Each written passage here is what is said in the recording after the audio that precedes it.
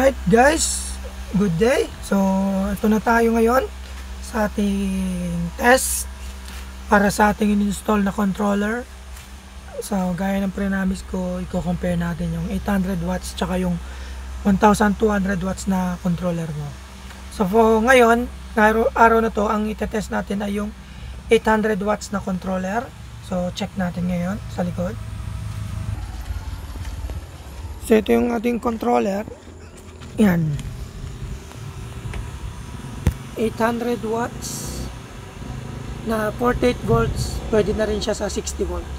So pwede siya 48 volts saka 60 volts. So stock controller tayo.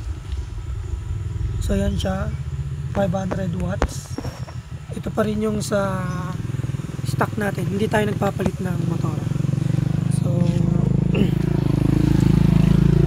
ito yung ating voltage ngayon, 65 volts. So nasa 60 battery tayo, 60 volts tayo na battery ngayon, 60 volts system. So ayan siya. Ite-test natin ngayon yung ahon using 60 volts na battery at 800 watts na controller. So after nito yung 48 volts naman. So ito, ayan siya, paahon yan. So start na natin. Tanggalin natin itong preno para makabande.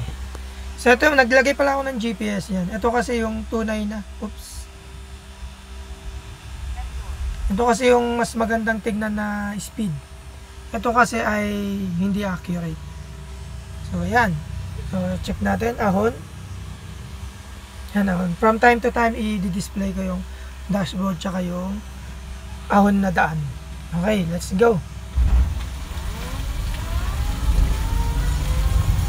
Siya, naka-low lang tayo para matesting natin yung ahon. Usually pag ahon dapat low lang. So yan siya, walang hirap. Yan, start na siya ng ahon. Yan.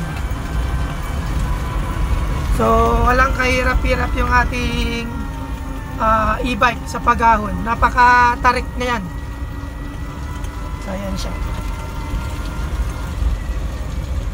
So nakita nyo, wala siyang kahirap-hirap sa ahon. 60 volts na battery using 800 watts na controller.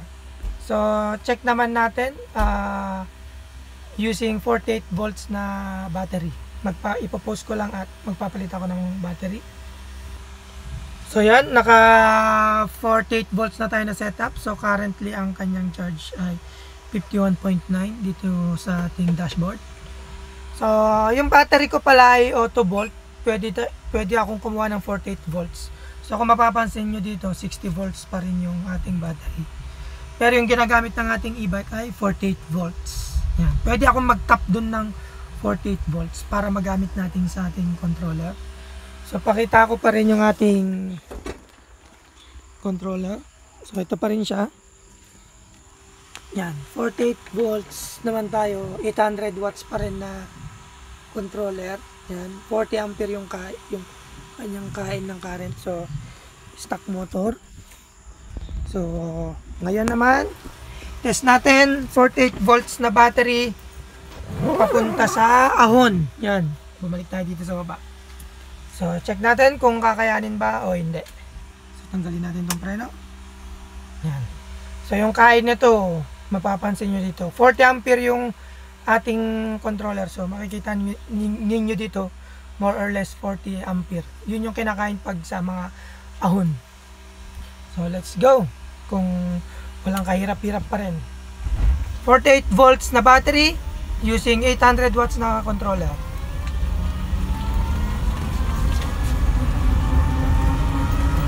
Yan, naka-low. Yan.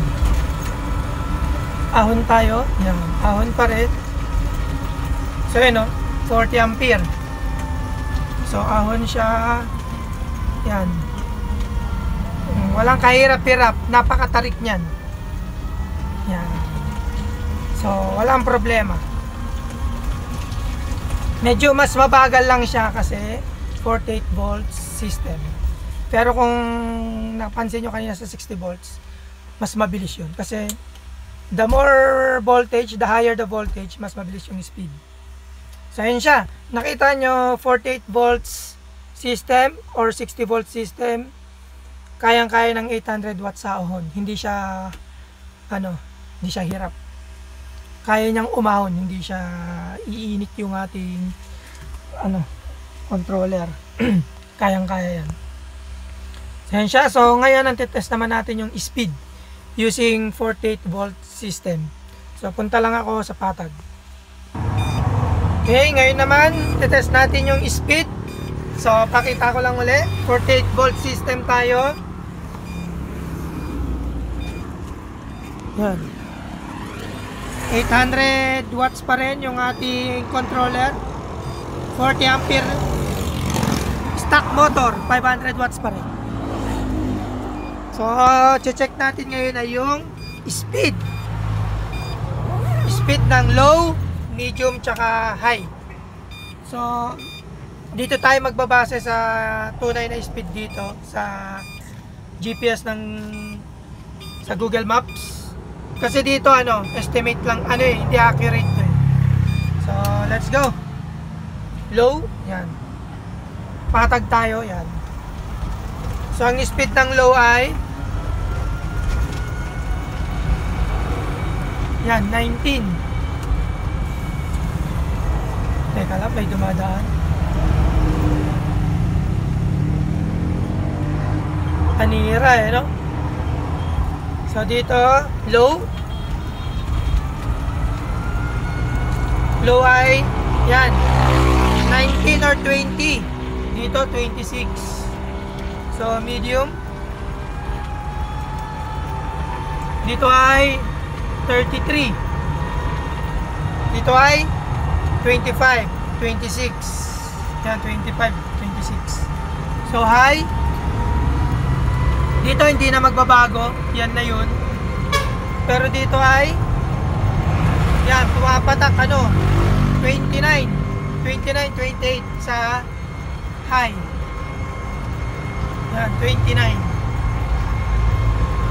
So nakita nyo yung speed natin using 48 volts. So tabi muna ako. Gawin nating 60 volts naman yung ating battery para matest natin yung speed. So i-pause ko lang.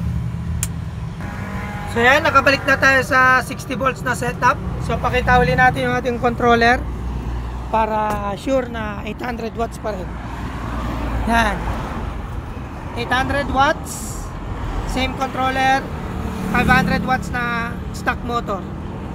Okay, test na natin yung speed ng ating 800 watts na controller using 60 volts na battery. So yan, low, punta lang ako sa patag. Okay, nandito na tayo sa patag. So low natin. So ito yung ating GPS, ito yung ating dashboard. Let's go. Low. Yan. Ang speed ay yan, 33 sa dashboard. Dito ay 24. So medium.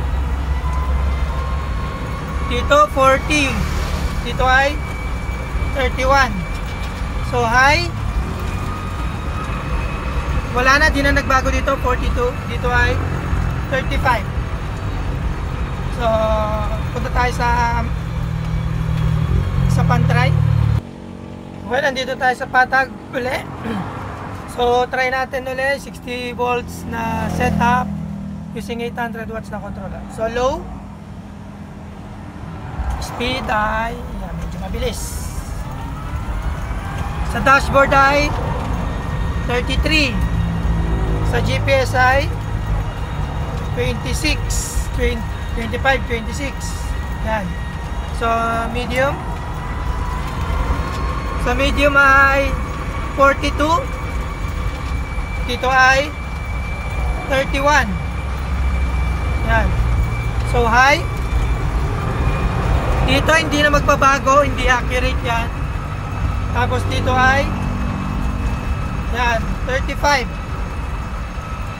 Yan yung kanyang speed sa high.